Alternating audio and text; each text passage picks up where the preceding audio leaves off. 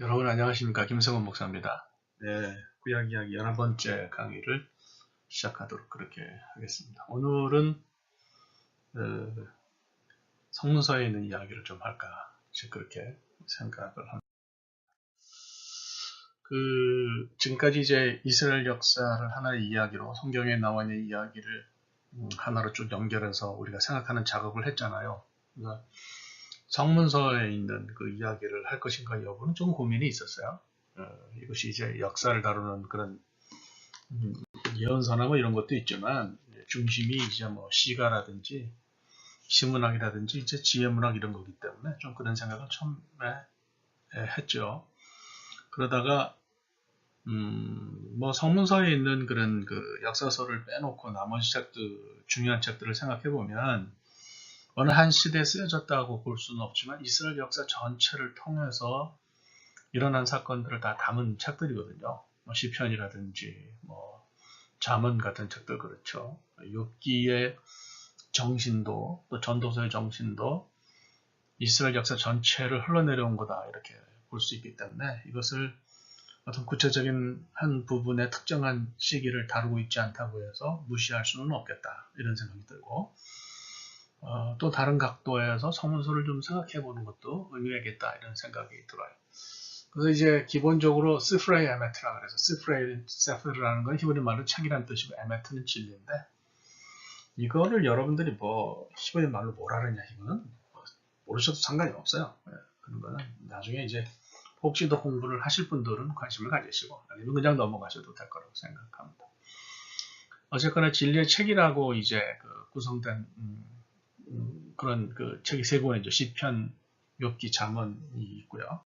그 다음에 이제 그 안에 두루마리가 5개가 있어요. 우리가 무길라를 두루마리라 그러는데 복수로는 무길로트라 그러죠. 그래서 이제 두루마리가 5권 있는데 그 안에 룻기, 아가, 전도서, 예레미야, 에가, 에스더가 들어있어요. 그래서 이 5권의 책은 특정한 절기에 또 이렇게 읽고 그러는 책이에요. 또 역사성도 가지고 있죠. 그래서 뭐 우리가 룻기나 아가는 다루지 않았지만은 뭐 역사를 여러분들이 충분히 생각하실 수 있는 내용이고요. 에스더는 지난주에 다뤘고 에레미야 에가는 이제 바벨론 포로 들어가면서 예루살렘이 함락될 때의 상황을 다룬 책인데 이것도 충분히 내용을 다 다뤘다고 생각해요. 뭐 책은 언급을 안 했지만 역사 속에서 이야기를 했어요. 전도서는 오늘 좀 언급을 하려고 이제 그렇게 생각하죠.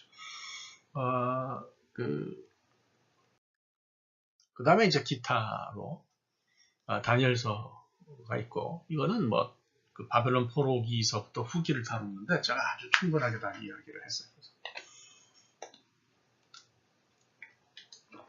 에스라 느헤미야 역시 충분히 그렇습니다. 에즈라 베 네헤미야 이게 이제 뭐 히브리 말로 그렇게 읽는다는 얘기고 한 책으로 다뤄서 제가 설명했고 역대기도 지난주에 충분히 그 포로 후기의 성전 건축을 둘러싼 어떤 신학적인 재조명에 대해서 여러분들에게 말씀을 드렸어요. 그래서 뭐 성문서에 있는 부분들도 이제 역사적인 건 상당히 다뤘고 남은 것은 이제 말씀드린 것처럼 시문학하고 이제 지혜문학인데 뭐 언급했다시피 구체적인 한 시대를 특정할 수는 없지만 이스라엘 역사 전체를 생각하는 의미에서 상당히 의미가 있다 이렇게 이제 우리가 생각을 해볼 수가 있는 것 같습니다. 그래서 여러분들이 이것을 잘 신경 쓰시면 굉장히 좋을 것 같아요.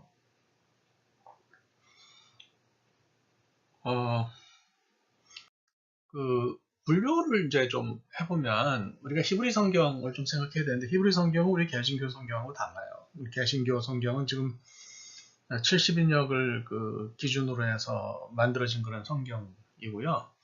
히브리 성경은 원래 히브리 사람들이 이제 분류해 놓은 그런 정경이죠. 그래서 이제 3가지로 나누잖아요.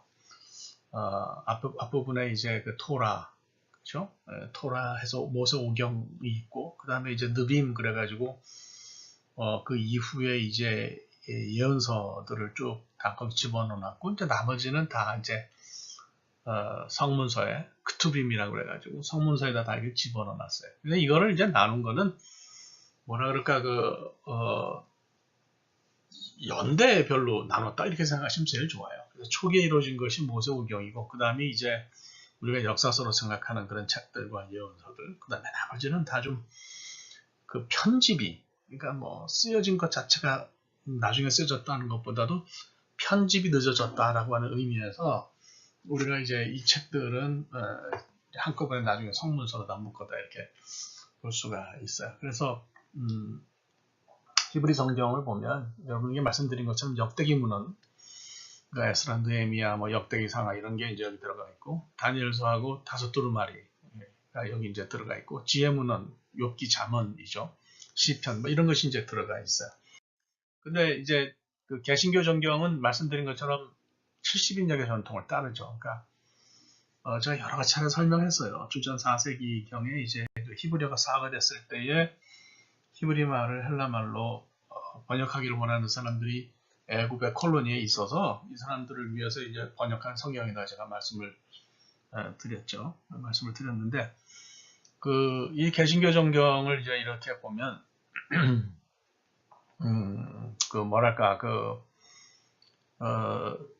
사무엘 상하, 열왕기 상하와 병행하는 역대기 상하, 에스라, 느헤미야 요거를 이제 같은 성격을 가지고 있다고 봐가지고 역사적인 성격을 가지고 있다고 봐서 역사서에다 포함을 시켰어요. 그리고 이제 룻기는 사사시대를 조명하니까 또 그렇고, 에스더는 그 바벨론의 디아스포라의 역사를 이야기하는 책이니까 다 이제 그 역사서로 이렇게 집어넣었어요. 그러니까 성문서니 뭐니 이런 거하고 상관없는 거죠.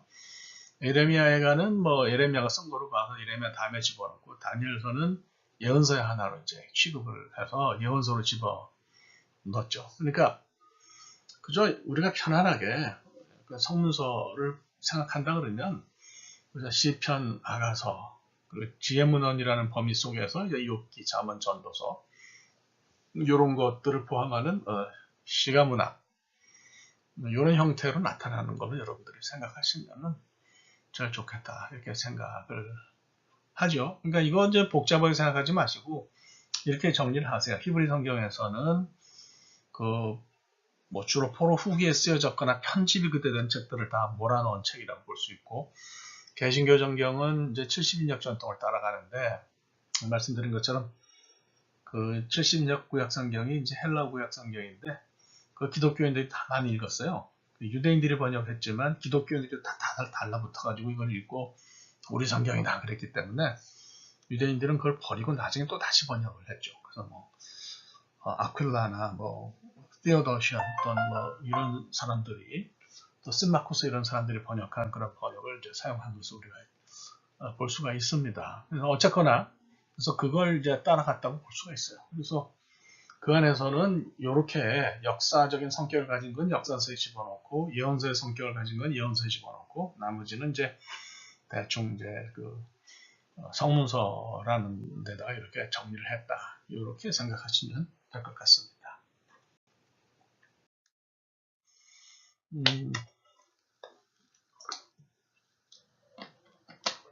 시편을 한번 생각해 볼까요? 이거 이제 시편을 제가 학문적으로 딱 들어가서 말씀을 드리면 그거는 그야말로 그 구약 성경 개론 시간이 될 거예요. 그래서 그거는 이 과목에 어울리는 일도 아니고, 또 제가 말씀드려야 할 내용도 아니에요. 그래서 그저 편안하게 시편이 다윗 때부터 시작해가지고 바벨론 포로 후기까지 이스라엘 전 역사에 걸쳐서 작성된 시를 모아놨다. 이렇게 여러분들이 생각하시면 되겠어요. 이제 뭐 천년 동안 쓰여진 그런 시가 여러분들이 보실 때는 어때요? 여러분들이 보실 때는 딱 150편만 있었겠어요? 그건 아니죠. 이제 그 시들 가운데서 살아남은 시, 또 이스라엘이 인정한 시를 150편을 추렸다 이렇게 보는 게 맞고요. 살아남은 시 대부분은 그 당시에는 이제 글로 만들어진 책이 없었으니까 이스라엘 사람들이 외우고 예배에 사용할 수 있기 편한 시들, 그런 시들은 살아남았다 이렇게 이제 여러분들이 생각하시면 될 것 같아요. 그래서 이제 다윗이 뭐 시를 많이 썼지만 모든 시를 다 다윗이 쓴 것도 아니고요. 하여튼 다윗 때부터 이런 시편이 형성되기 시작한 거는 뭐 맞는 것 같아요. 그래서 초기에는 시들이 여기저기 막 이제 흩어져 있었을 텐데, 이게 아무래도 이제 공동체의 필요, 그러니까 이게 예배를 말하는 건데, 그때 찬양으로 드리기 위해서 이제 그 낫권으로 작은 책으로 이게 묶여지기 시작을 했을 거예요. 그래서 성소에서 예배 의식이나 절기 성격에 따라서 작은 묶음집이 형성이 됐다고 보는 거죠. 그러니까 뭐 지금도 이스라엘 사람들이 이제 그 성경의 내용을 볼 때 핫가다하고 아가다로 하아가다로 구별을 해요. 그러니까 핫가다라는 거는 그 법에 관한 부분이고, 이제 아가다 하아가다라는 거는 그 외에 나머지 이제 뭐 철학이나 뭐 여러 가지 이야기들을 언급하는 그런 이름이거든요. 근데 그 아가다 앞에 이제 그 특별히 정관사가 붙어가지고 언급이 되면 그거는 유월절 식사를 다룬, 유월절을 어떻게 보내야 할 것인가, 그 예전을 다룬 소책자를 의미하기도 해요. 그러니까 이런 스타일로, 이런 식으로 이스라엘 사람들의 전통 속에서 시가 불리워지다가 작은 책자로 이렇게 묶여졌을 거다, 이렇게 이제 볼 수가 있는 거죠. 그리고 이제 세월이 흐르면서 이게 이제 더 큰 소품집이 만들어졌을 거고요. 또 이런 그 소품집 가운데는 다윗 시대에 이제 찬양대도 굉장히 큰 게 있었고 음악 종사자들도 있었잖아요. 그래서 이제 그들을 중심으로 해서 이 성전 예배를 위한 그런 찬양집이 있었을 가능성이 있어요. 그래서 이제 그런 책이 만들어졌다고 볼 수 있고, 바벨론 포로 후기에 시편을 표정으로 편집한 사람이 있었을 거라고 봅니다. 그러니까 이 편집이 뭐 내용을 뜯어 고쳤다는 뜻이 아니라 묶었다는 거예요. 하나로 이렇게 엮었다는 얘기죠. 그래서 이제 오늘 형태를 만들었을 거라고 보고, 뭐 예수님 당시만 해도 이미 모세 오경과 예언서와 그리고 시편 같은 것들이 우리가 보는 오늘날의 형태로 다 존재했다, 이렇게 우리가 이제 볼 수가 있어요. 네, 그런 언급이 성경에 있잖아요. 자, 그래서 전체적으로 보면 시편 90편에서 보듯이 이제 주로 다윗 때지만 거슬러 올라가면 뭐 모세 시대로부터 볼 수 있는 거죠. 그래서 모세 시대로부터 바벨론 포로기까지, 특별히 이제 시편 126편, 130편 이런 건 바벨론 포로 후기에 만들어진 시라고 보여지잖아요. 그러니까 한 1000년 정도 기록됐다, 이렇게 볼 수 있고, 주전 5세기경에 이제 편집이 돼가지고 주전 4세기경에는 지금 우리가 보는 현재 시편이 존재했다고 볼 수 있어요. 왜냐하면 그때 벌써 70인역이 번역이 됐고 70인역 안에 시편이 완벽하게 들어있으니까 우리가 이제 그렇게 볼 수 있죠. 그걸 이제 잘 생각하시면 될 것 같습니다. 그 시편을 이제 그 양식, 그러니까 비평학을 연구한 사람들이 시편 탄식시가 있네, 뭐 무슨 시가 있네, 뭐 해가지고 뭐 구별하는 것도 있는데, 그건 제가 여러분들에게 말씀을 안 드리고요. 그냥 쭉 역사적으로 시편을 5권으로 분류한 것을 말씀을 드리려고 그래요. 그러니까 여러분들이 보시면 알겠는데, 시편 1편서 이렇게 보시면 알지만은 시편 1편부터 이제 41편까지가 1권이에요. 그래서 여러분들이 41편을 보시면 1권이 끝나는 것을 볼 수가 있어요. 그 다음에 계속해서 이런 스타일로 2권, 3권, 4권, 5권까지가 있어요.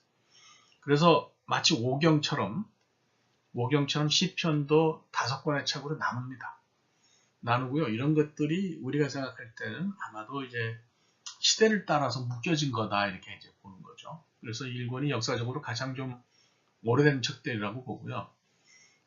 다윗 시대에 이제 쓰여진 것들이 많다, 이렇게 생각하고, 그러니까 이제 다윗이 쓴 개인적인 시들이 많은 거죠.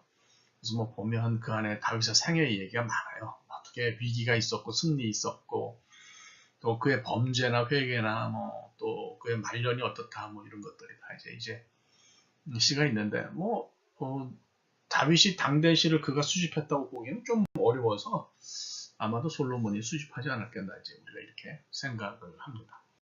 이거는 이제 그 42편부터 72편까지예요. 그 어떤 분들이 시편은 왜 몇 장 안 하고 편 그럽니까, 이제 그러는데, 뭐 시편을 몇 장이라고 그런다고 해서 뭐 그게 잘못된 건 아니지만 전통적으로는 시편이잖아요. 편. 그래서 한 편, 두 편, 세 편. 우리가 시 한 장, 두 장 이렇게는 말 안 해요.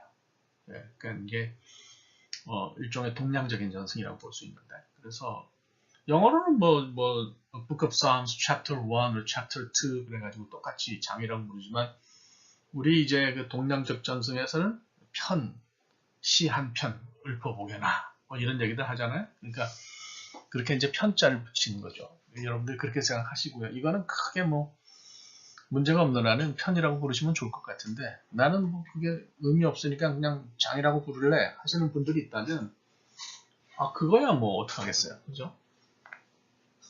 그거는 뭐 그냥 그렇게 해도 무방하리라고 생각합니다. 예.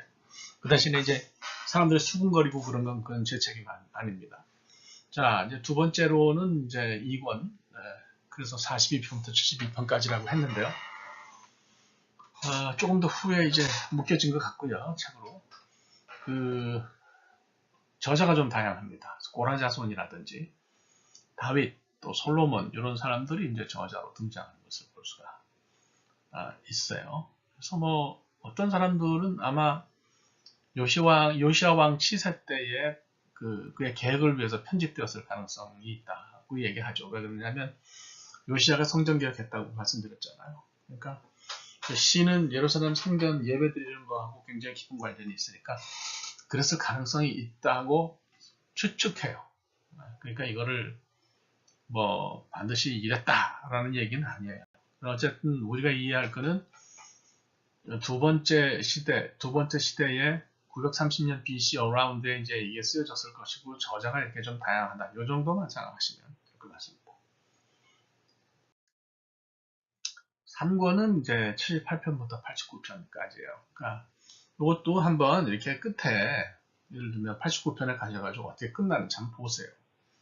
그런 게 이제 필요하죠. 그래서 이게 드디어 이제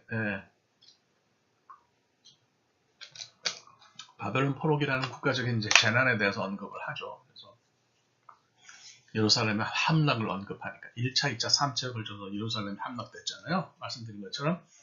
근데 이제 586년, 587년에 무너졌으니까 그런 이제 국가적인 고난에 아주 굉장히 큰 간접점을 두고 있어요. 이스라엘 사람들은 개인도 중요한데 이 개인이 갖고 있는 경험을 보다 확대해가지고 일반적으로 어떤 국가적인 것, 또 우주적인 것, 보편적인 것으로 좀 끌어내는 그런 경향이 있어요. 그런 신학적인 성향이 있어요. 그래서 결국 이제 여기서도 국가적인 고난에 이제 초점이 좀 잡히는 거죠. 그래서 10편 89편도 그렇고, 또 아삽이 쓴 그 시 몇 편도 이제 그런 내용을 가지고 있다. 이렇게 보시면 될 것 같습니다. 4권은 90편에서 106편인데요. 역시 이제 비슷한 시기에 쓰여졌다고 보고요. 다윗이 쓴 시가 많지만 이제 저자는 역시 다양하고, 뭐 다 예배 드리기 위해서 사용한 거다 이렇게 생각하시면 될 것 같아요. 그래서 이제 하나님의 왕권을 노래하는 시편들은 이제 자연히 종말론적인 소망에 초점이 맞춰져 있지 않겠어요. 그래서 다윗 왕조가 끝난 다음에 바벨론 포로 이후에 그 이스라엘 공동체 회복을 위해서 아마 이제 그것을 강조하는 의미로 이런 시들이 모여졌다 이렇게 볼 수 있을 것 같습니다. 이제 마지막인데 107편에서 150편이에요. 여기 이제 할렐루야 시편 같은 것도 있고, 우리가 잘 아는 성전에 올라가는 노래 시편 121편, 120편부터 134편. 제가 아주 좋아하는 시가 121편인데, 요건 이제 순례자들이 성전에 올라가면서 부르는 노래였는데, 근원은 굉장히 오래됐어요. 그러니까 예루살렘 성전이 무너지기 전에 그때 이제 성전에 올라가면서 순례자들이 부른 노래니까 이제 근원이 있는 거죠. 그래서 그 당시에는 이제 그 여리고로 순례자들이 일단 다 절기가 되면 모여요. 그래서 이제 여리고에서 예루살렘 성전이 있는 시온산으로 올라가죠. 시편 120편을 보면 내가 산을 향하여 눈을 돌리라, 나의 도움이 어디서 올꼬, 나의 도움이 천지를 지으신 여호와에게서로다, 이런 노래를 시작하잖아요. 그러니까 여리고는 뭐 바다 밑인데 수면 해발로 따지면 그 바닥보다 더 높이가 낮잖아요. 그죠? 사해 바로 위에 있으니까. 거기서 이제 시온산을 생각하면 아주 가파르게 이게 산 위에 있는 거죠. 그래서 이제 거기가 이제 올라가는 길이에요. 그래서 제사장이 성전에서 쫙 내려와가지고 순례자들을 끌고 올라가면서 이제 먼저 이제 선창을 하는 거죠. 내가 산을 향하여 눈을 들리라. 나의 도움이 어디서 올꼬. 그러면 이제 막 따라가는 순례자들의 천지를 지으신 여호와에게서로다. 그러고 이제 화답하면서 올라가고 뭐 이제 그런 거라고 볼 수 있어요. 여리고에서부터 예루살렘까지의 길은 예수님의 선한 사마리아인 얘기도 나오잖아요. 그러니까 여리고에서 예루살렘 가는 길은 아주 오래된 길이고 또 제사를 드리려고 제물을 소지한 사람들이 많기 때문에 강도들이 들끓었던 길이기도 해요. 그러니까 이게 다 역사적인 배경을 가지고 있는 그런 거죠. 그래서 굉장히 오래됐지만 제2성전에서 뭐 어떤 의식을 할 때에 아마 이제 불려지를 목적으로 모아졌어요. 그러니까 이전에 쓰여졌는데 편집이 그렇다 이렇게 생각을 하고요. 어떤 사람들은 그래서 그런 이유로 에스라나 뭐 느헤미야 이런 사람들, 특히 에스라에 의해서 편집되었을 거라고 보죠. 왜냐하면 에스라가 이제 구약 성경을 원래 다 편집한 사람으로 그렇게 전통적인 입장에서 생각을 하니까 그렇게 보시면 되지 않겠나 싶습니다. 시편은 굉장히 중요한 책이고 이스라엘 역사 전체를 통틀어서 이제 우리가 생각해야 되는 그런 기록된 그런 책이기도 하고 이스라엘의 하나님 신앙이 살아있는 그런 책이기도 하고 위기 때마다 그들의 부르짖음과 하나님의 응답이 기록되어 있는 그런 아주 중요한 책이에요. 그래서 여러분들이 개인적으로 어렵고 힘들고 고난 가운데 있을 때도 시편을 통해서 많은 힘을 얻으실 수 있을 거라고 생각합니다. 그래서 이제 이걸 이제 1, 2, 3, 4, 5 해가지고 제가 다시 한번 정리한 걸 거기다 써놨어요. 그러니까 뭐 시편이 어디서부터 어디까지라는 것도 있고 authorship, 저자가 누구다, 메인리 데이빗이냐, 아삽이냐 뭐 이런 얘기들도 있고요. 그 다음에 이제 쭉 이렇게 언제쯤 만들어졌을 거다 이런 얘기도 다 있어요. 그러니까 지금까지 했던 얘기가 다 있으니까 이렇게 정리를 하시고 시편은 제가 볼 때는 평신도의 입장에서는 이렇게 5권으로 구성되어 있다고 이해하시는 것이 제일 좋을 것 같습니다. 그러니까 역사 비판학자들이 양식사 연구를 통해서 무슨 얘기를 했던 don't care. 그거는 뭐 너무 신경 쓰지 마시고 이렇게 5권으로 시편이 묶여졌다 이렇게만 생각하셔도 크게 어려움이 없을 거라고 봅니다. 자, 그래서 저작 시기를 보면 역사 비판학자들, 그러니까 이게 소위 자유주의 신학자들 그리고 이제 성경을 하나의 종교적인 문헌으로만 보고 초월적인 책으로 인정하지 않는 사람들은 이게 마카비 시대, 하스모니안 왕조, 그러니까 그 마카비 제사장 마카비의 후손들이 만든 왕조가 하스모니안 왕조잖아요. 이건 레위 사람들이 만든 거고 이거는 다윗 왕조가 아니고 헤롯 왕조로 이어지는 중간기의 이스라엘 왕조다 이렇게 생각할 수 있어요. 이제 요때에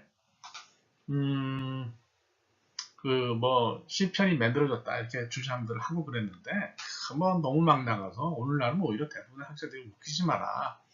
그게 어떻게 시편이라는 게 그때 이렇게 급조되겠냐 이렇게 생각할 수 없고요.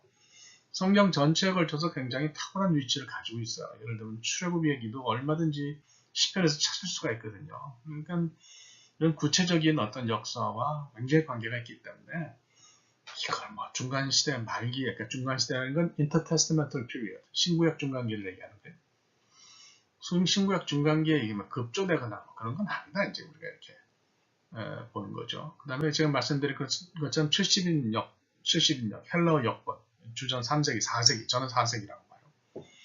이게 이제 디아스포라 회당의 필요에 의해서 나왔기 때문에 시편 번역이 고대 이루어진 거를 보면 그 전에 이미 시편이 형성되어 있었다. 우리가 이제 당연히 생각해야 되는 거죠. 이건 뭐 상식적으로 봐도 그런 거예요. 그래서 저작 시기는 기본적으로 이스라엘 역사 1000년으로 보셔야 되고요. 편집 시기는 뭐 바벨론 포로로 보셔도 무방하다고 생각하고 그것이 아무리 늦어도 70인역이 번역되기 이전에 이미 형성됐다. 이렇게만 정리를 하시면 그러면 못할 것 같아요. 그러니까 우리 입장에서는 지금 그 시편을 공부한다 그러면 뭐 이렇게 학문적으로 공부를 하고 들여다보고 그런 게 필요한 게 아니고 시편을 쭉 읽으시면서 이것이 나 개인의 문제와 어떻게 맞닿아있는지, 또 이것이 보편성을 가질 때 우리 주변에 있는 공동체나 또 더 크게 나라와 어떤 관계가 있는지 이걸 오히려 보시면서 좀 묵상하시는 것이 필요하지 않을까, 이런 생각이 들어요. 시편 70편부터 좀 읽어보시면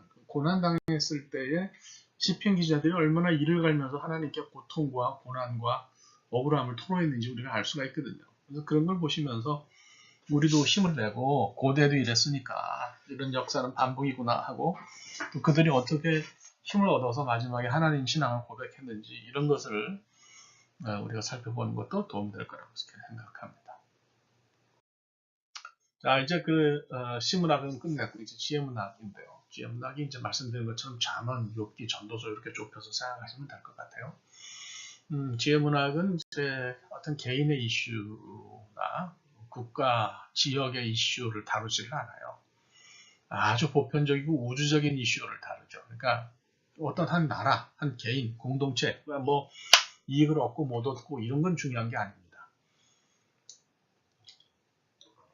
오히려 하나님이 창조한 세상에서 우리가 살아갈 때 인생 전체를 놓고 보면 우주적인 질서에서 우리의 삶이 어떻게 정의되어야 되는지 이런 거를 이제 생각하는 거예요. 그러니까 뭐 이렇게 생각하시면 돼요. 어떤 구체적인 사안에 관해서 이야기하는 책이 아니고 원칙에 대해서, 기본 principle, 그러니까 기본 원리에 대해서 이야기하는 책이다. 이렇게 여러분들이 이제 생각하시면 될 것 같습니다. 이제 그 주요 지혜 문헌은 이제 잠언, 욥기, 전도서예요. 외경은 뭐 지표서도 있고 뭐인데 이건 너무 신경 쓰지 마시고요. 우리 이제 성경 안에 있는 거는 잠언하고 욥기, 전도서를 생각하시면 될 것 같아요. 그래서 후기 랍비 전서는 뭐 아가서까지 이제 지혜 문헌에 넣는데 뭐 그렇든지 어떻든지 우리는 기본적으로는 잠언, 욥기, 전도서를 지혜 문헌으로 생각하시면 될 것 같아요. 보수적인 전통적인 지혜 문헌은 이제 잠언이라고 볼 수가 있고요. 급진적인 지혜 문헌은 욥기, 전도서라고 볼 수 있는데 제가 이렇게 이해한 건 말씀드리는 데는 이유가 있어요. 그러니까 잠언을 기본적으로 지배하는 신학은 나중에도 좀 자세하게 설명하겠지만은 신명기 신학이라고 볼 수 있어요. 신명기 신학의 핵심은 뭐냐면 하나님 말씀을 잘 듣고 그대로 살면 복 받는다는 거예요. 그죠? 실제로 그런 일이 있어요. 그런데 이제 가만히 보니까 하나님 열심히 믿고 하나님 잘 믿고 그렇게 뜨겁게 믿는데도 고통을 당하는 사람들이 있어요. 뭐 저도 이렇게 보면 정말 저렇게 예수를 열심히 믿을 수 없겠다 싶을 정도로 뜨겁게 믿는 분들이 있는데 삶이 고난으로 가득 차 있어요. 그 다음에 연세 들어서는 뭐 아무도 없이 혼자 외롭게 쓸쓸히 살다가 돌아가시는 분들도 있고, 또 사랑하는 사람을 상실하는 사람도 있고 그래요. 그 사람들이 신앙이 없어서 그러냐, 하나님을 안 믿어서 그러냐, 그게 아니거든요. 그러니까 이제 질문을 던지는 거죠. 아니 도대체 그렇다면 지혜라는 게 뭐냐, 우리가 하나님을 잘 믿어서 축복받아 산다고 하면 그러면 하나님 잘 믿는데 복받지 못하는 사람들은 소위 세상에서 말하는 복이죠. 그러면 그 사람들은 신앙이 없다는 거냐? 그거 아니잖아요. 그죠? 그런 거 아니니까 거기에 대해서 대답하는 것이 이제 욥기, 전도서다, 이렇게 우리가 생각을 할 수가 있어요. 그러니까 그런 그 의인의 고난의 문제라든지 또 살면서 하나님을 잘 믿는 사람들이 삶에 대해서 수수께끼 같다, 이해가 안 간다 할 때 어떤 대답을 가져야 하는지 이런 것을 다룬 것이 욥기, 전도서다, 이렇게 생각하시면 될 것 같아요. 이 잠언을 비롯해서 이제 지혜전승의 시작이 솔로몬이라고 되어 있어요. 그래서 솔로몬과 지혜를 어떻게 엮느냐, 이게 중요한데, 일단은 그 개신교도 유대 전승을 받아들인 거로 봐야 되고요.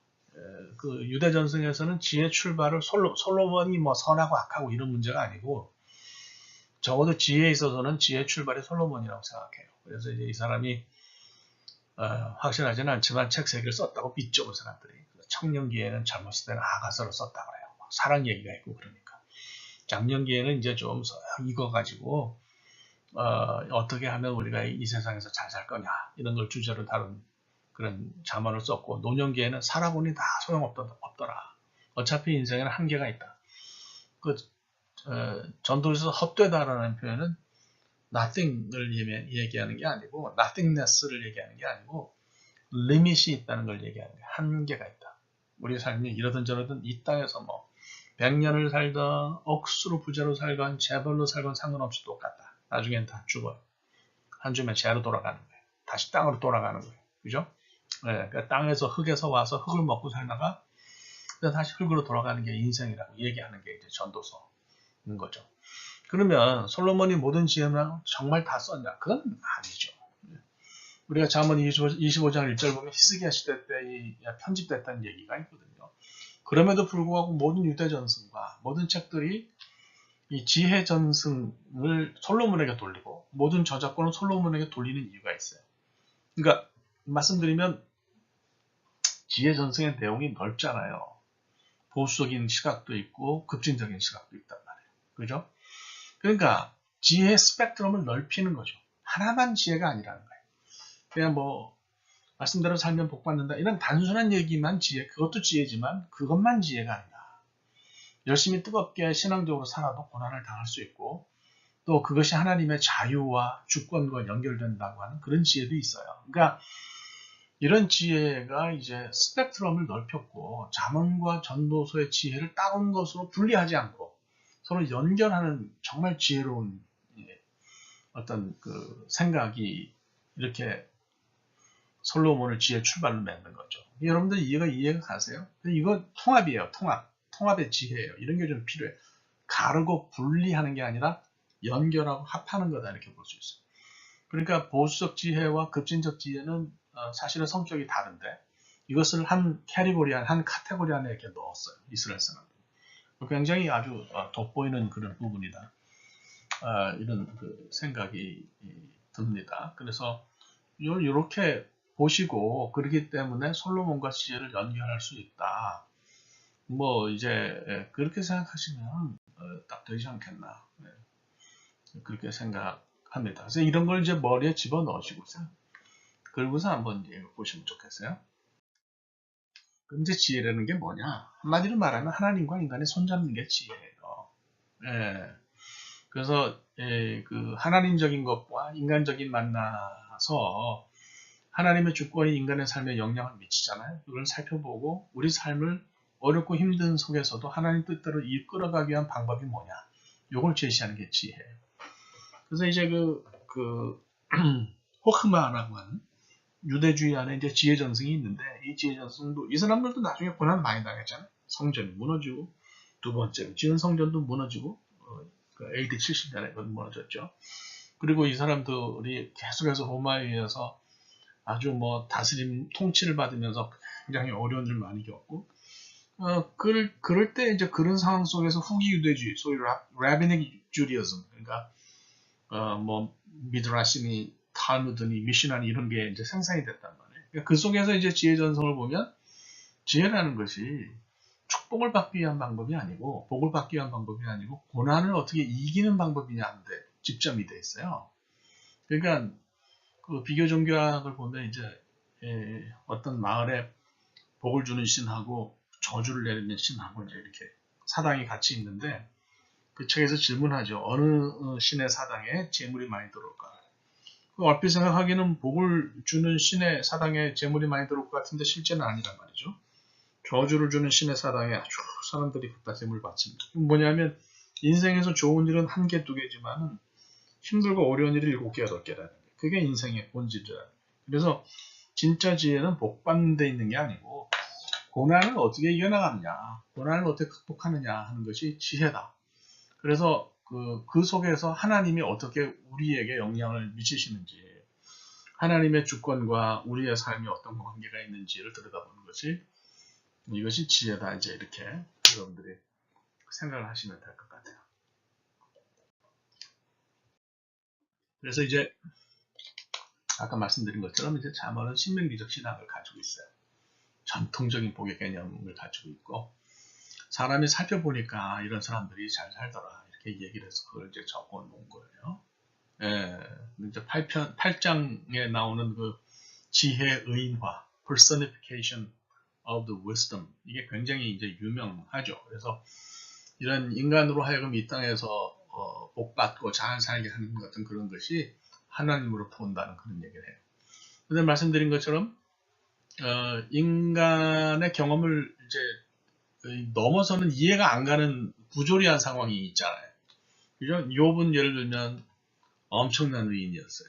엄청난 의인이고 자녀들까지도 잘못할까봐 그냥 신경 쓰고 말이죠. 막 이렇게 하는 훌륭한 그런 사람이었는데 이런 사람이 이제 자녀를 다 잃고 재산을 잃고 이제 뭐 기와장을 가지고 몸에 종기가 나서 벅벅 끓고 있는데 마누라까지 나타나가지고 하나님을 저주하고 죽으라고 욕하고 말이죠. 그러니까 이 사람은 정말 그럴 만한 사람이 아닐 거예요. 오히려 복을 엄청나게 받고 살아야 되는데 갑자기 이제 고난에 빠진 그런 상황이죠. 그거 어떻게 해결할 거냐? 뭐냐 이거예요. 그래서 이제 사람들이 오해하기를 이제 욥기를 의인의 고난, 의인도 고난 받을 수 있다고 단순하게 처리하는 경향인데 그건 아니에요. 마지막에 이제 욥이 하도 풀풀대고 수돌대니까 하나님이 욥에게 나타나시잖아요. 그래서 물어보세요. 야, 내가 세상을 지을 때 너 어디 있었니? 너 깊은 바닷속에 들어가 봤니? 이 세상의 모든 자연과 생기는 모든 일들을 네가 이해하냐? 내가 폭풍 속에 있어 봤냐? 막 하나님 질문을 하니까 그때 욥이 하나님을 만나서 팍 깨지는 거죠. I'm just simply nothing before you. 하나님 앞에선 내가 아무것도 아니야.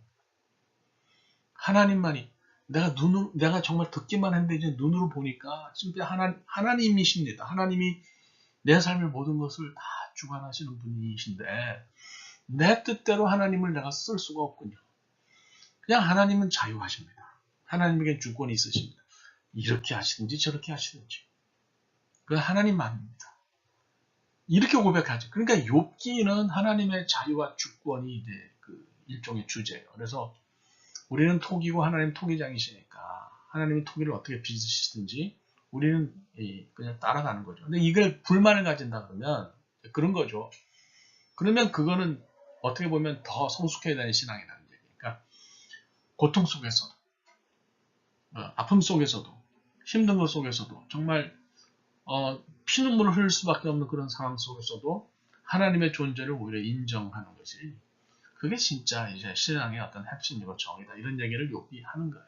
그러니까 우리는 인과응보를 바라요. cause and effect에서 우리가 선하게 cause를 만들면 effect도 결과도 선하게 와야 된다고 생각하는데 하나님은 그런 원칙에서도 자유로우세요. 이렇게 하실 수도 있고 저렇게 하실 수도 있어요. 네. 그래서 욥기에서 조금 한 발 더 나간 게 전도서예요. 우리가 생각하는 하나님의 정의, 이거 우리가 생각하는 정의예요. 우주적인 지식에 관해서 근본적으로 회의하는 거죠. 인간은 이 땅에서 사는 한 고난의 이유를 모른다는 거예요. 그러니까 달리기를 잘한다고 해서 항상 1등하는 거 아니에요. 왜냐면 넘어지는 경우가 생기거든요. 그러면 이거 어떻게 이해되니? 달리기를 잘하면 당연히 1등해야 되는데 넘어지는 일은 왜 생기냐. 그래서 삶에 대해서 우리의 한계를 인정을 하고 현재에 우리의 고난 가운데서 우리를 일으키시는 하나님을 바라보고 그 하나님을 믿고 사는 것이 이게 지혜다. 이런 얘기를 하는 거예요. 그러니까 우리가 고난을 당하고 어려움을 당하면 왜? why를 자꾸 부르짖는데 그게 아니고 그걸 넘어서서 그 이유는 모르니까 그 우리의 잘못이라고 생각하는 도 큰 실수예요. 그러니까 하나님이 우리를 어떻게 일으키시는지를 봐야 된다는 거죠. 여러분 이해가 가세요? Why Bad Things Happen to Good People 이라는 그 주시로 해바이가 쓴 아주 베스트 밀리언셀러가 있어요. 거기 보면 그 사람이 그렇게 얘기를 해요. 고난이 생길 때는 고난의 이유를 묻기보다 우리를 일으키신 하나님의 은혜를 생각하고 그분이 주시는 힘과 격려를 받아서 일어서는 것이 중요하다고 얘기해요. 왜냐하면 모르니까. 상당히 그 책은 그 전도서하고 맞닿아 있지 않나 이런 생각이 듭니다. 그 CSI인가? 그 미국 드라마 이렇게 보면 제가 인상 깊게 봤던 장면이 있어요. 그 드라마 마지막에 형사하고 목사님이 신부님이 이제 얘기를 나누는데 이제 그런 얘기를 나와요. 어떤 방에 갑자기 불이 꺼졌다. 그럼 예수 안 믿는 사람은 불 꺼졌네? 그리고 밖에 나가서 월마트 가가지고 전구를 사와서 이렇게 갈아 낀단 말이에요. 근데 예수 믿는 사람은 불이 나가면 거기 1시간 반은 깜깜하게 앉아있는 거예요. 왜 불이 나갔냐? 나 같은 사람에게 왜 이렇게 전구가 나가서 왜 이렇게 깜깜한데 내가 있어야 되냐? 이러고 고민하느라고 1시간 반을 앉아있다는 거예요. 그러니까 그냥 이 세상에 이지러진 시스템, 타락 이후에 아담과 하와 이후에 삶이 이지러졌잖아요. 시스템이 망가졌단 말이에요. 예. 그러니까 이 속에서는 아무리 인간이 최선을 다 해도 구조적인 악이라는 게 있어요. 그러니까 윤리적으로 판단할 수 없는 구조적인 악이 있는데 이런 구조적인 악에 의해서 우리가 고통을 받는 경우가 있어요. 그럴 때는 이게 뭐 내 탓이다 네 탓이다 할 것도 없고 또 이유를 찾는 것도 어려워요. 그러니까 지금 우리를 일으키신 하나님의 은혜를 생각하고 이렇게 살아야 된다는 거죠. 그래서 욥기와 전도서를 우리가 잘 합치면 우리의 고난의 문제에 있어서 어려울 수도 있지만 그래도 어느 정도는 답을 찾을 수 있지 않겠나 이런 생각이 듭니다. 잠언을 이제 좀 짧게 살펴보면요.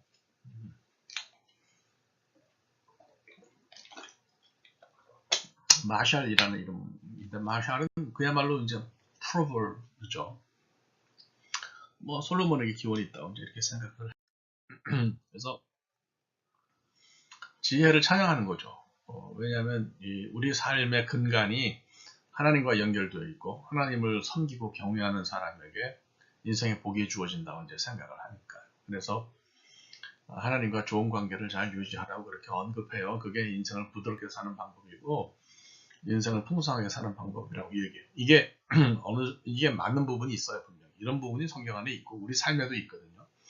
근데 그렇지 않고 이게 컨플릭이 되는 부분이 있는데 그거는 이제 나중에 아까 말씀드린 것처럼 욥기나 또 전도서를 통해서 우리가 해답을 얻을 수가 있죠. 이 안에 종교적인 교리는 없고요. 굉장히 스피리추얼한 것보다는 아주 프랙티컬하고 또 윤리적이고 도덕적이고 경험적이에요. 그래서 근면하고 정직하고 검역하고 절제하고 정결하게 살면 잘 살 수 있다. 이것도 또 맞아요. 이게 아닌 경우에는 답을 우리가 다른 데서 찾는데 일단 이것도 굉장히 중요한 삶의 한 가지 프린시플이다 이렇게 생각을 하고 이런 것을 다루는 책이 잠언이라고 보십니다. 그래서 하나님과 인간이 손잡고 이 세상에서 함께 살아가는 방법을 제가 말씀드린 것처럼 이야기하고 있는 것이 이제 잠언이에요. 그래서 이스라엘인들 그렇게 생각을 했어요. 네. 이제 고난이 올 때는 그건 해답은 이제 다른 책에서 찾지만은 그렇다는 거죠. 그래서 여러분도 기본적으로 또 이렇게 살 수 있기를 바랍니다. 필요해요. 욥기에는 이제 말씀드렸잖아요. 영어로는 job 아니에요. 이거를 job이라고 읽으시면 안 됩니다. 이건 job이라고 읽어요. 그러니까 미국에서 영어를 사용하는 사람들도 book of job 그러지 book of job 그러지 않아요. 제가 한번 그랬다가 망신당한 적이 있어요. 그러니까 원래는 히브리 말은 이욥이라고 읽습니다. 이욥인데요. 이게 독일어를 거쳐서 이제 영어로 넘어오면서 이제 job이 됐어요. 그래서 job 이렇게 하시면 됩니다. 제가 도서관에 가서 책 찾으면서 book of job 그랬다가 book of job은 없다고. book of job은 신학교 도서관에서 찾을 게 아니고 뭐 일반 대학 뭐 경영학과 이런 데 가서 찾으라고 그래서 농담을 해서 웃은 적이 있는데 book of job이죠. 유대전서는 이제 모세가 저자라고 생각을 합니다. 어떤 사람들은 그 책에 나오는 엘리후가 저자 아니냐, 또 어떤 사람은 솔로몬이다, 뭐 에스라다, 여러 얘기가 다 있는데 글쎄요, 뭐 정말로 욥이라고 하는 자신이 저자가 아니냐, 뭐 이렇게 생각하는 사람도 있는데 그것도 우리가 알 수는 없고요.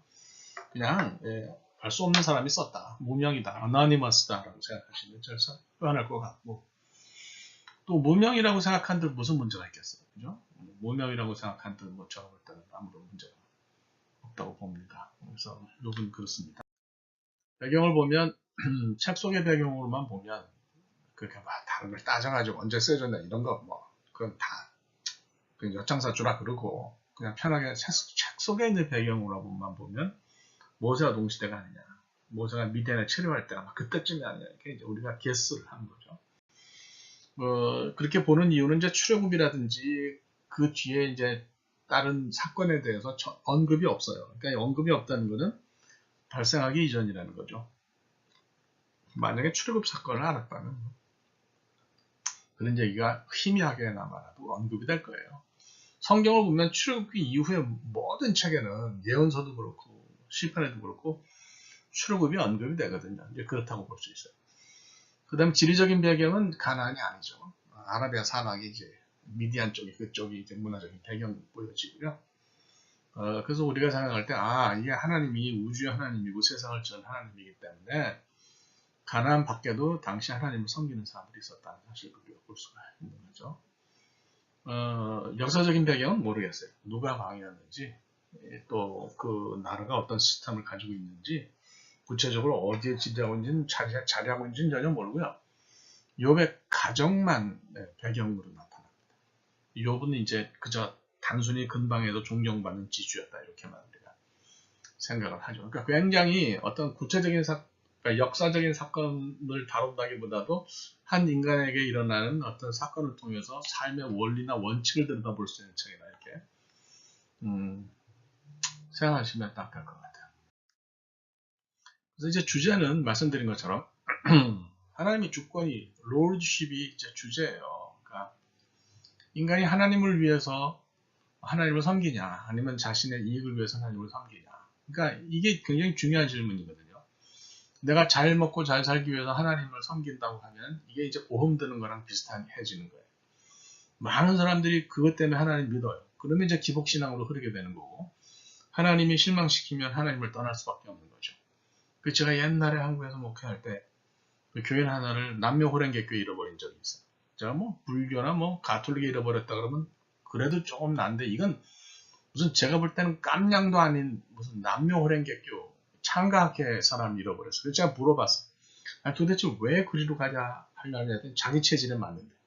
체질이 뭐냐 그랬더니 거기 가면은 빌면 비는 대로 다 이루어진다는 거예요. 몸이 아플 때는 뭐 병도 낫고 어디에 투자하면 그렇게 되고. 예. 그래서 이거야말로 참 무서운 사탄의 역사하는 종교구나, 그런 생각이 들었어요. 그래서 여러분들 조심하셔야 됩니다. 그거는 기독교가 아니에요. 내가 잘 살기 위해서 하나님 믿는 거, 하나님을 이용하는 거는 기독교가 아니에요. 그 조혜련이라는 사람이 원래 그 유명한 한국의 여자 카미리언인데, 이 카미리언이 개그우먼이죠. 이 사람이 남묘호랭개교 신자였잖아요. 지금 이제 새로 재혼한 남자가 예수 잘 믿는 남자예요. 그래서 지금 이성미 씨가 전도해가지고 하나님을 잘 섬기는 사람으로 변했어요. 그 일본의 창각회가 만든 정당인 공명당이 이 사람을 잘 해가지고 일본에 건너가서도 다 일하고 그랬다고요. 근데 이제 돌아와서 다 놓고 하나님 믿는 사람으로 살아요. 이거 보면 얼마나 감사한가, 이런 생각이 듭니다. 여러분 잘 깊이 생각하시길 바라고, 유튜브에서 그 조혜련이라는 사람의 간증 한번 찾아서 들어보세요. 도움이 될 거라고 생각합니다. 그러니까 오히려 고난에서 속에서 하나님을 인정하고 하나님의 인격을 존중하는 쪽으로 갈 수 있다면 이게 진짜 신앙이라는 거예요. 이걸 이제 얘기를 하는 거죠. 그래서 인광보 교리, 권선징악 교리에 대해서 비판적으로 성찰을 해요. 신명기 신학이 이제 하나님 말할 때는 복 받는다, 경직된 어떤 부분이 있거든요. 그래서 여기에 대해서 도전하는 거고요. 인간의 어떤 선행이나 뭐 이런 것들이 역사를 만들어가는 동인이 아니고 원인이 아니고 하나님이 자기 마음대로 하신다는 거예요. 하나님만이 역사의 중심이라는 거예요. 인간이 이렇게 한다고 해서 역사들이 흘러가는 건 사실 아닌 것 같아요. 저도 살다 보면 아무리 뭐 선하게 올바르게 교인들을 사랑하고 뭐 제 나름대로 열심히 하려고 해도 그것 때문에 잘 되는 것도 아니고 그것 때문에 뭐 저에게 보답이 돌아오는 것도 아니더라고요. 30년 목회를 하면서 제가 느낀 건 그거예요.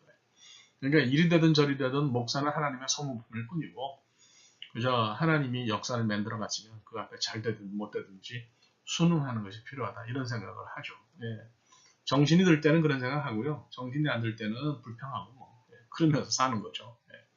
그러니까 그래서 어쨌든 그 전통을 이제 비판하는 거죠. 전통도 비판하고 교리도 비판하고 신비청, 이게 욥의 세 친구들이 와가지고 한 사람은 전통에 근거해서 욥을 뭐라 그러고, 또 한 사람은 교리에 근거해서 뭐라 그러고, 또 한 사람은 신비체험에 근거해서 뭐라 그러거든요. 그러니까 욥이 그걸 다 물리쳐요. 근데 이 이제 세 친구의 대화를 통해서 한 사람 속에 믿음과 회의가 동시에 일어날 수 있다는 걸 보는 거죠. 여러분들 이제 믿으면 회의가 전혀 없다, 그건 뻥이에요, 뻥. 믿음과 회의가 공존해야 그게 진짜 믿음이에요. 그 회의 속에서 왜 이러지? 정말 이게 사실이냐? 이거 실화냐? 또 하나님이 내게 이러실 수 있냐? 이런 회의가 내가 믿음을 가지고 있지만 일어날 때에 나의 믿음이 점검이 되는 거고요. 나의 믿음을 다시 한번 들여다볼 수 있는 거고요. 그래야 더 강한 믿음이 되는 거예요. 그래서 이게 두 개가 동시에 일어나는 거지, 뭐 완전히 그냥 완벽하게 나는 100%, 100% 하나님을 믿기 때문에 나는 안 흔들려. 이런 사람하고는 놀지 마세요. 네, 그거는 제가 볼 때는 그거는 기독교가 아닙니다. 네, 그냥 그렇게 생각하셔야 돼요.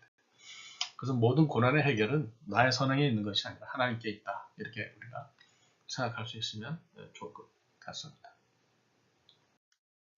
자, 그래서 이제 욥기를 이제 조금 이제 구조를 해놨는데요. 이거 하나만 말씀드릴게요. 이제 프롤로그가 1장에서 2장이 있고 끝에 에필로그가 42장이 있는데요.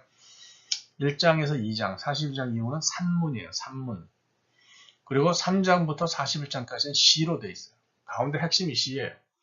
그래서 뭐 어떤 사람들은 시로 되어 있는 부분만 진짜 오리지널 욥이다 이렇게 말씀하시는 분도 있는데 그건 잘 모르겠고요. 구조적으로 볼 때는 이렇게 산문과 시가 엮여 있다 이렇게 생각을 하시면 좋겠고, 그 다음에 이제 그 다이얼로그로 되어 있는 부분을 보면 욥의 세 친구가 나오죠. 엘리바스, 빌다, 소발. 곤발은 왜 아닌지 몰라. 하여튼 이 사람들이 얘기하고 욥이 대답하고요. 또 이제 같은 식으로 해서 사이클이 이제 세 개가 돌아가는 것을 이제 볼 수가 있어요. 3번 사이클이 돌아간다 이렇게 생각하시면 될 것 같고, 그 다음에 이제 그 27장부터 41장까지 이제 그 욥이 이제 독백을 하는 거죠. 쭉 자기 이야기를 하는 거예요. 그걸 이제 우리가 볼 수 있고요. 엘리후가 이제 갑자기 나타나가지고, 엘리후는 세 친구는 아니에요. 나타나서 또 이제 하나님과 또 이 욥 사이에서 이제 이야기하는 것을 볼 수 있어요. 그래서 이제 마지막 장면에 이제 결론이 나옵니다. 이 욥이 이제 그 깨닫는 부분이 이제 나오는 거죠. 그래서 하여튼 이런 구조를 갖고 있다고 생각하시면 될 것 같습니다. 전도서는 왜 전도서라고 번역했는지 잘 모르겠어요. 코헬렛이라고 하는 것이 원래 이름인데요. 카할이라는 이름에서 왔다 이렇게 보여져요. 카할은 gathering, convention, 모임, 성막, 성소, 예배 뭐 이렇게 번역이 되는 그런 단어인데, 코헬렛은 이제 여성 분사형이거든요. 그래서 참 그 뜻을 이해하기가 어려워요. 그래서 그 영어로도 ecclesiastis라고 한 모이는 거거든요. 그래서 카할이라는 이름에서 따와서 이렇게 번역을 하는 건데, 제가 볼 때는 코헬렛은 그냥 코헬렛으로 보는 게 좋을 것 같아요. 이거를 뭐 전도서니 전도자니 이거는 좀 너무 나간 번역이다 싶고요. 전통적으로는 솔로몬이 썼다고 보는데 사실은 뭐 알 수가 없는 거죠. 말씀드린 것처럼 인생 자체가 이제 한계가 있기 때문에 하나님을 떠난 삶은 제대로 살 수 없다는 거예요. 우리가 이해할 수 없는 하나님의 섭리 안에 이것이 있는데, 이건 이제 사람은 발견하지 못하니까 하나님 주시는 한계 속에서 기쁘게 살아라. 그래서 내가 주신 삶 자체가 이게 하나님의 선물이고 분복이고, 그 안에서 어떤 일이 생기든지 하나님을 기쁘시게 하고 경외할 때 그게 진짜 행복이라고 얘기하는 거예요. 그러니까 기본적으로 이 책은 이제 전제가 분명해요. 삶은 우리가 이해할 수 없다. 인간이 그걸 어떻게 이해하겠다는 거죠. 두 번째로는 그 속에서 하나님 우리를 도우시고 우리를 이끄시려고 우리에게 또 역사하시기 때문에 그 역사를 믿고 이해할 수 없는 인생의 고난에서 벗어날 수 있도록 애를 쓰고 하나님의 섭리 속에서 살라고 하는 것이 주제예요. 그래서 이렇게 생각하시면 우리가 좋겠습니다. 그래서 오늘은 이제 제가 여러분에게 이제 시문학 말씀을 드렸고요. 시문학 말씀을 드렸고, 시편이 역사 전체를 통해서 형성된 거다 이런 말씀을 드렸고, 지혜문학이 이제 크게 두 가지 그 흐름이 있고, 이것을 하나의 스펙트럼으로 넣어서 이렇게 합친 것이 있는데, 두 개를 연결해서 여러분들의 지혜에 관해서 생각하시면 이스라엘 사람들의 역사와 연결해서 이해할 수 있을 것 같아요. 그러니까 잘 될 때는 잘 될 때대로, 또 그들이 망한 것은 왜 이유가 분명하고, 또 어려움을 겪을 때에 어떻게 이것을 이기는지 하는 문제를 지혜문학하고 연결해서 생각하시면 될 것 같습니다.